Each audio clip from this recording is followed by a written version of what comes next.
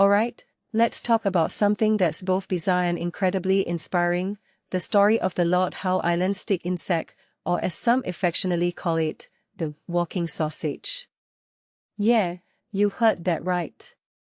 But trust me, this isn't just about a giant bug, it's about resilience, human impact, and the power of second chances. So, buckle up. Here's the hook: imagine a creature so rare, so tenacious, that it clings to existence on a tiny, remote rock in the middle of the ocean. This isn't a sci-fi plot, it's real. And what makes this really interesting is how its story mirrors our own struggles with extinction, conservation, and the consequences of our actions. Personally, I think this insect is a symbol of hope in a world that often feels like it's falling apart. Let's start with the basics. This stick insect, scientifically known as Dryococelus australis, evolved in isolation on Lord Howe Island, a speck of land between Australia and New Zealand. Over centuries, it grew to an impressive size, up to 20 centimeters long. That's like holding a sausage that's also a living fossil. But here's where things get dark. European settlers arrived, and in 1918, a shipwreck introduced black rats to the island. Within 2 years, these flightless insects were wiped out. Gone. Extinct. Or so we thought. What many people don't realize is that extinction isn't always permanent. In 1964, climbers scaling Ball's Pyramid, a jagged rock formation 20 kilometers off Lord Howe Island, stumbled upon the carcasses of these insects. For decades, it was like a ghost story, no live sightings, just remnants. But in 2001, scientists David Priddle and Nicholas Carlisle found something extraordinary: 3 live females clinging to a single shrub on a nearly vertical slope. I mean, think about it, these creatures survive on a rock face, in sparse vegetation, for decades. That's not just survival, that's defiance. What this really suggests is that nature is far more resilient than we give it credit for. But it also highlights the damage we've done. Rats, mice, and human carelessness nearly erased this species. And yet, here we are, celebrating its rediscovery. From my perspective, this isn't just a feel-good story, it's a wake-up call.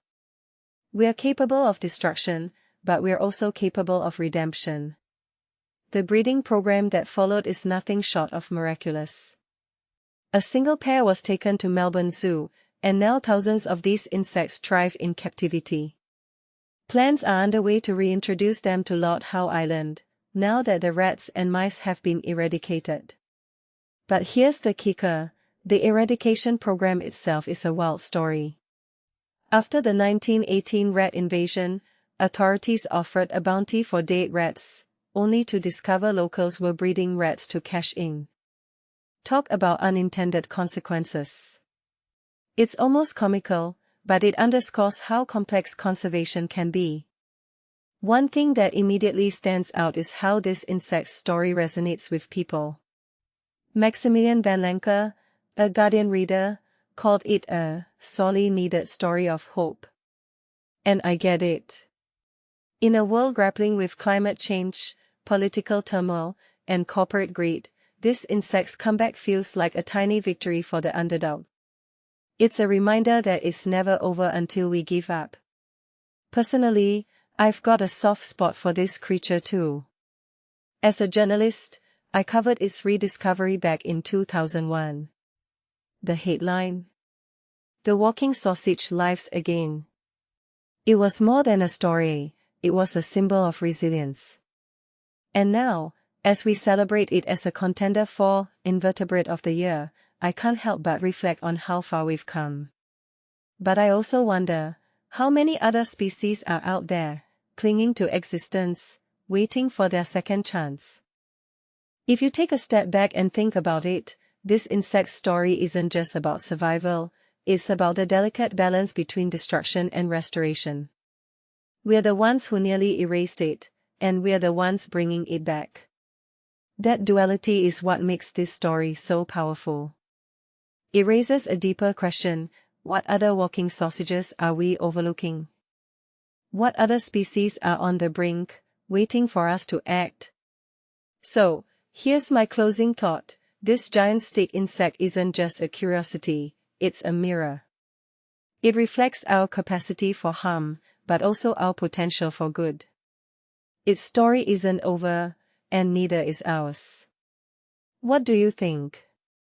Is this insect's comeback a sign of hope, or just a fleeting moment in a larger crisis?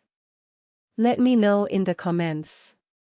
And hey, if you're as fascinated by this as I am, stick around, there's a whole world of invertebrates out there waiting to be discovered.